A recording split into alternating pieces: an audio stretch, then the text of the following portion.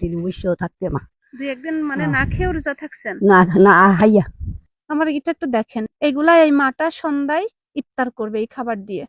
কত জনের হই আমার একটা মা আছে, আমি সেই মায়ের জন্য আসলে বাজার নিয়ে যেতে পারিনি, একটু দেরি হয়ে গেছে।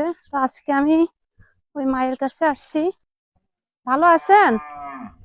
আমার এটা একটু দেখেন, এই হলো ইফতারের খাবার। এগুলা এই মাটা সন্ধ্যায় ইফতার করবে এই খাবার দিয়ে। এই মাটা অসুস্থ, উনি আগে আমাকে একবার বলেছিল যে তোমরা আমাকে খাবার দাও, আমি তোমাদেরকে দোয়া দিব। সেই মা উনি। আর উনার মেয়ে এইটা, এই ঘরে উনার বসবাস। উনার স্বামী নাই, উনি যা ডেলি রোজগার করে ওনার মাকে নিয়ে সন্তান নিয়ে উনি তা খায়। এখন তো ওনার কাজও বন্ধ। শুনেন মা, জি আমি এইখানে আপনার জন্য বাজার নিয়ে আসছি, বাজারটা এদিকে আনেন। আপনার আর পানি ভাত খেতে হবে না, বুঝছেন? জি আর একটু খুলে সামনে দেন। আমি আজকে আপনি এখনই ইফতার এগুলাই করবেন, বুঝছেন? আমি এখানে আপনার জন্য সবগুলো ঢেলে দেন আলম ভাই।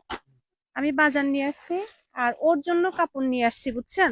আপনার নাতি একটা আছে না, জি ওর জন্য আমি কাপড় নিয়ে আসছি। হ্যাঁ হ্যাঁ, এই যে আমি সব নিয়ে আসছি। আসলে আমার নিজেরই ভুল যে আমি আগে আপনার কাছে কেন আসি নাই।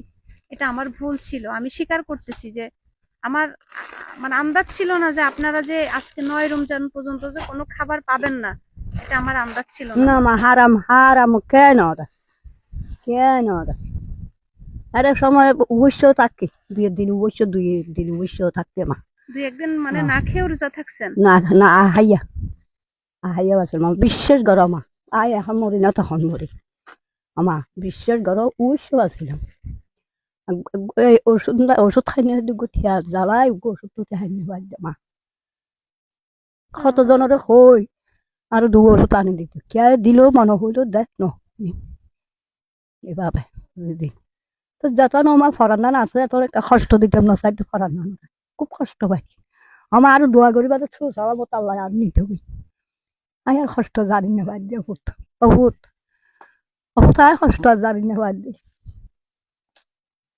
আজি খানা লাই লনা লাই আজি বাতে পানি দিয়ে ওষুধে তার খুব কষ্ট পারি মা খুব কষ্ট পারি আল্লাহর হইতে আল্লাহ তুমি আর সুসাবা মতো এই বয়সে কি পানি ভাত সাজে?